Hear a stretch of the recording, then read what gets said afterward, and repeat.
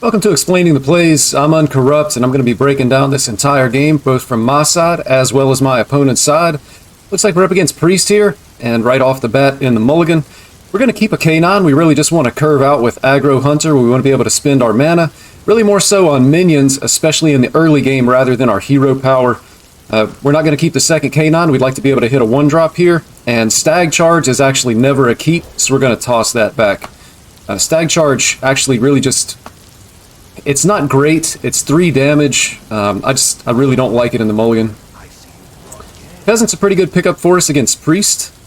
They kept the far left card here, so it's possible that we're going to be against Quest Priest. So we just want to get our 1-drop on the board, and we're expecting it to stick and draw us at least 1 card because our Priest opponent shouldn't be able to remove it unless they top deck the Light It Burns.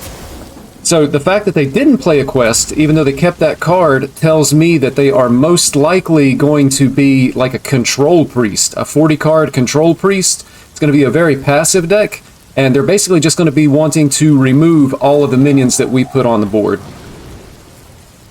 And we're just going to go ahead and pull our second peasant. They were really concerned about our peasant on turn 1. We're going to see if they have the ability to be able to remove the second one on turn 2. And again, that was their far left card. We know it's not Quest Priest now, so we're expecting a lot of removal.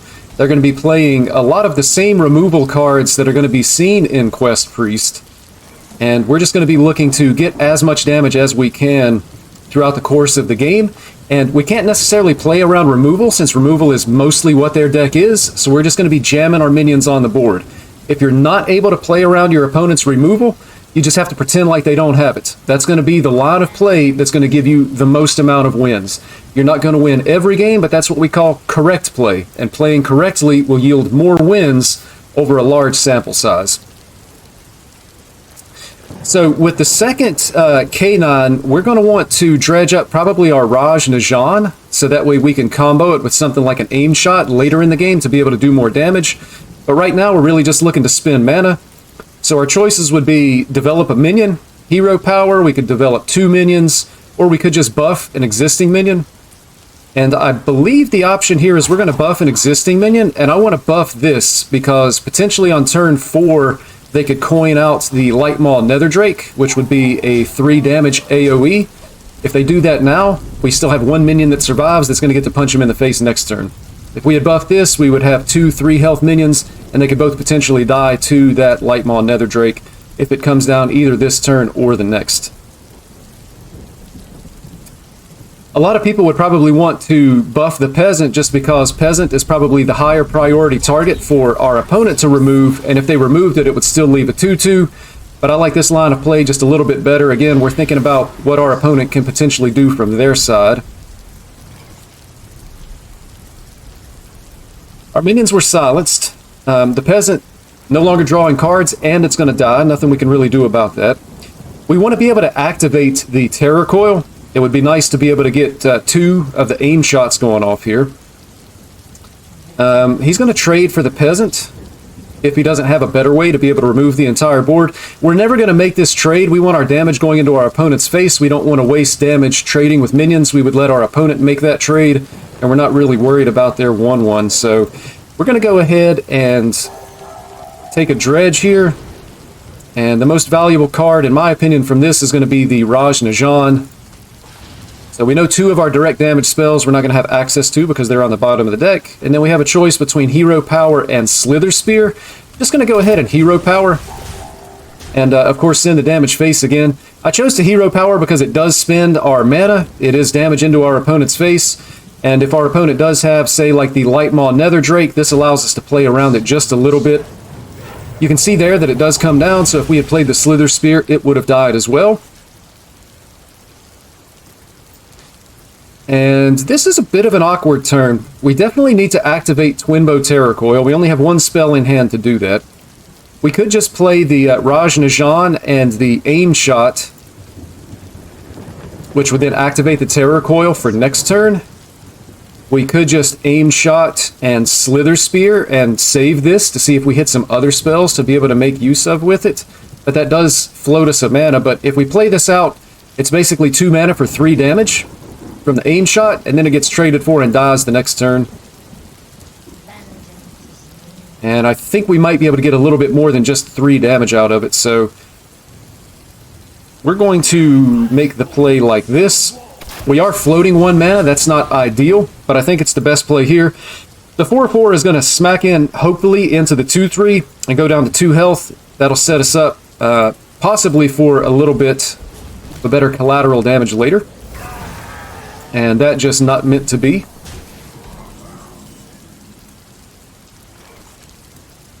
We're going to get the Terror Coil down. And we're just going to go ahead and ping. So the important thing to remember here is, if our opponent has a wide board, we would like to be able to repeat collateral damage. You can generate just a ton of damage off of this card if it's cast twice, but your opponent has to have more than 3 minions on the board, or those minions would have to be high enough health to be able to survive the first round. Of course, if the minions are high enough health to survive the first round, then it's not going to be a whole lot of damage. So we would like to see our opponent go wide, given that this priest deck is mostly removal. It's a control priest deck. They're probably not going to be doing that. So collateral damage is going to be a lot less valuable. May have actually been better to just buff this with the Dog Biscuit last turn rather than hero power, but I do think there's an advantage to weaving in the hero power into these turns.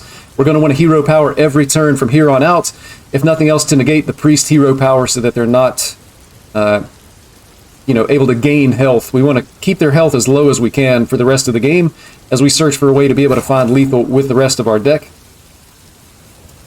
Next turn could just be a Raj and a Dog Biscuit, as well as a hero power. And we can see, unfortunately here, our opponent's actually using our own cards against us. The joys of playing against West Priest. So unfortunately, there's really only one play here. And we will hero power.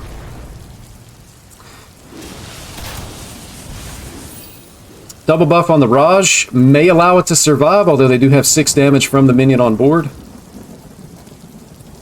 If they have to make the trade, that's going to allow us a little bit more damage from our collateral damage that we have in hand. Likely we would want to wait for the first collateral damage until this Wild Seed hatches, just because we want maximum minions on the board when we go to use it. We do have 2 copies though. We could just throw out the first copy. It's really going to come down to the math. Is this one card at 8 mana going to be more damage than what we top deck plus the hero power? And that's something that we're going to take a look at as our card comes off the top. So right now we're really just trying to find a way to be able to get lethal damage against our opponent and trying to be as wise as we can with the resources that we have. Unfortunately, our hand is a little bit clunky with our 2 8-cost cards, as our opponent just continues to draw cards. And you can see they actually coin out a hero power here. We pick up another aim shot, just really nothing to do but aim shot and hero power, so that's going to be a good 7 damage for us. Get our opponent down to 14. Collateral damage right now would only deal 2. It would hit this for 6, and then that would be it, with 2 damage going face. So again, next turn it would probably just be hero power plus the card that comes off the top. If they play an additional minion, then we would think about potentially using this collateral damage. Right now our opponent's board just doesn't justify playing that card. And opponent healing quite a bit. They're going to take one of our collateral damage. They know exactly what we have in hand. This actually isn't that bad of a pickup.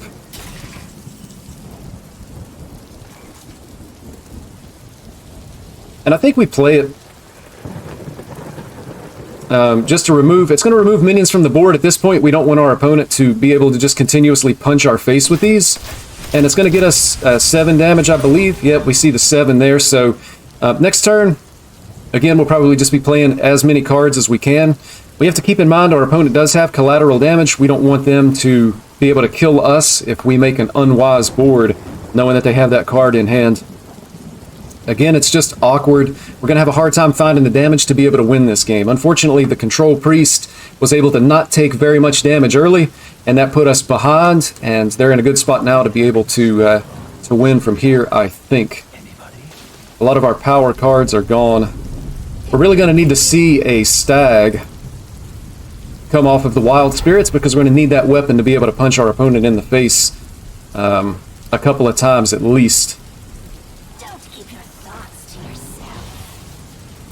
And our opponent just continuing to play our cards instead of their own cards because their deck is really bad, and pretty much every card in our deck is actually better than what they have. I can actually play all three of these. The collateral damage, though, is going to be really good for him.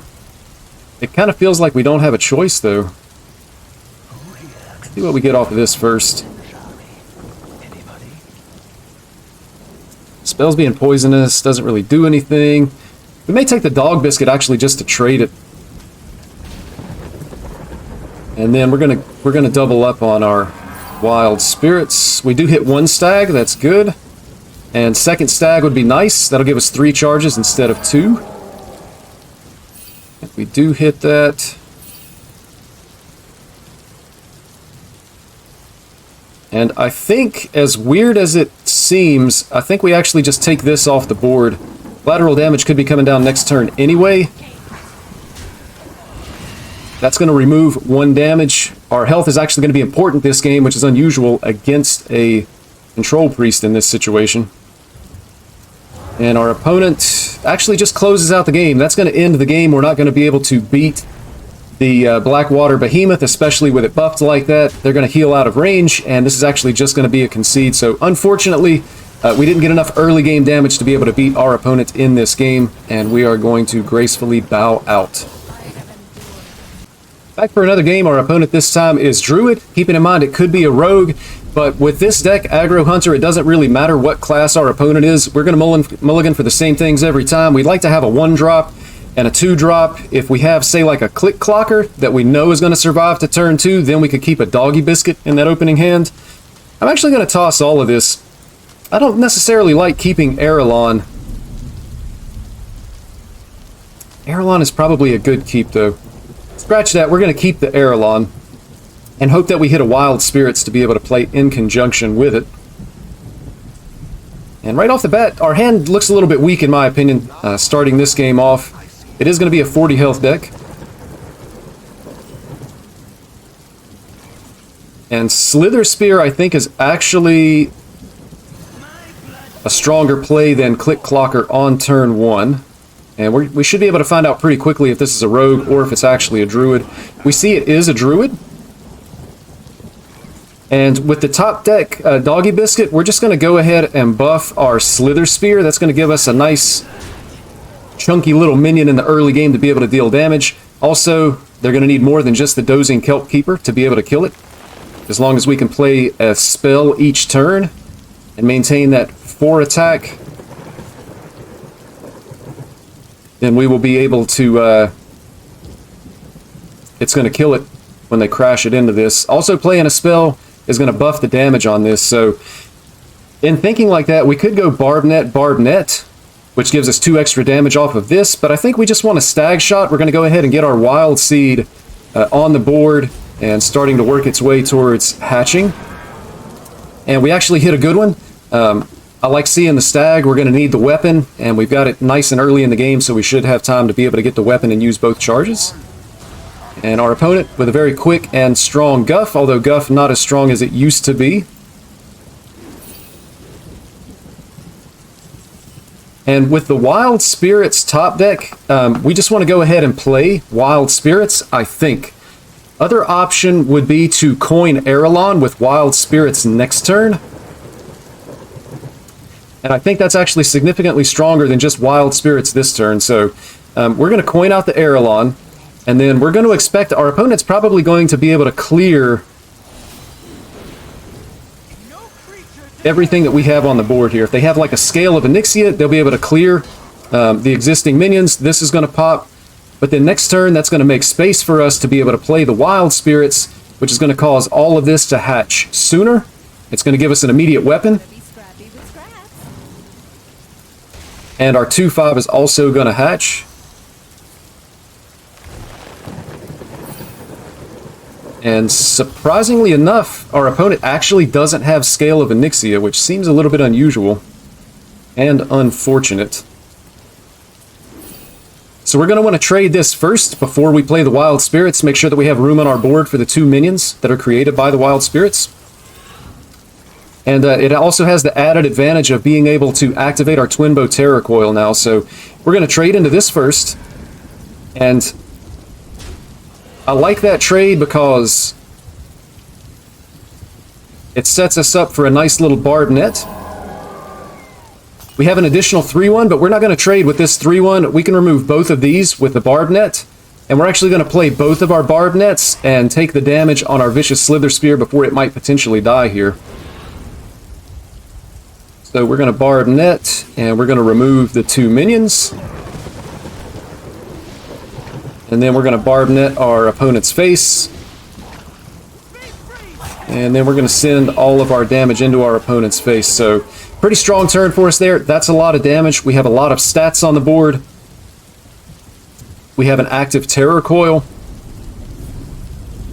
And we're going to be hoping to close this game out. Our opponent's really looking for whatever powerful things they have in their deck. Scale of Onyxia, that's good. Interestingly enough, that must have been their top deck. Otherwise, we would have seen it last turn. Still not enough to remove everything on our board here, though, which is good. We're going to be able to get more damage into our opponent's face.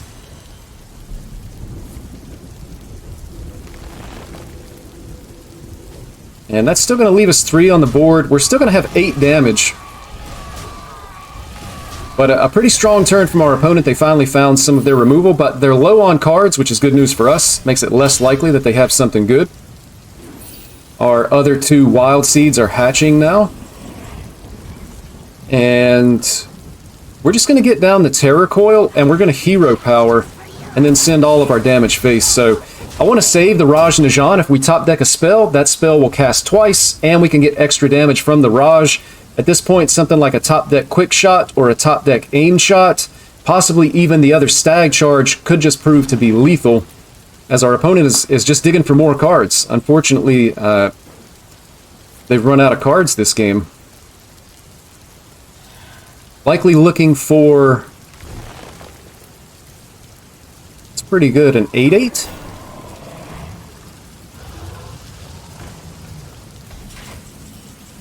And Aim Shot actually just wins us the game on the top deck. Terror Coil actually was not active. That was a mistake on my part. I thought it was active, but it was not. But we actually just win the game right off of that. And GG to our opponent.